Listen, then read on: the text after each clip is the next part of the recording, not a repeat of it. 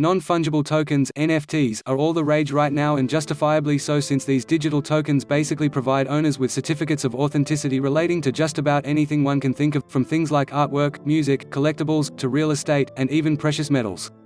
To put it another way, NFTs can be viewed as digital files that make use of a blockchain platform for their distribution, and owing to the fact that they are totally unique, and stored on a decentralized ledger, it is very easy to verify who their owner is.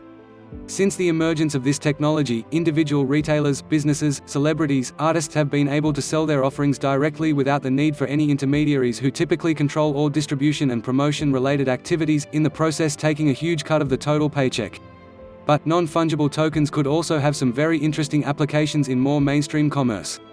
Register for the free Forbes webinar, How to Profit from Bitcoin and Other Crypto Assets Without Owning Them, being held on April 29. Most people who have ever tried to buy a gift for their partner, friend or family member have at some point had to get an item exchanged, wrong brand, size, model, for some reason or the other.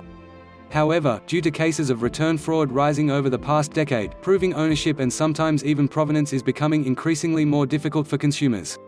A recent study revealed that over the course of 2020, a whopping $25.3 billion was lost to return fraud, as a consequence of which a large number of retailers have become extremely stringent with their exchange policies, making the return process quite difficult, especially more tricky if one cannot produce a receipt for the item they are looking to replace, or if the purchase was made using someone else's debit card.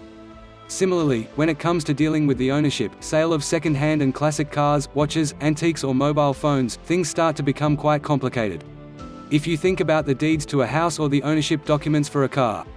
These documents were designed as a means of verifying ownership in a pre-blockchain world. Some of these are still paper-based documents.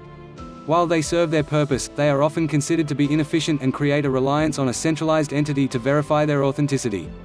They can also be too easily forged these days. A properly designed NFT could be used to represent a physical car and subsequently its legal owner, in the same way that an ownership document at the DVLA does today. Click here to subscribe to Forbes Crypto Asset and Blockchain Advisor. Using NFTs, it becomes extremely easy to demonstrate ownership and provenance, especially in any instance where ownership and possession of an asset are not inextricably intertwined.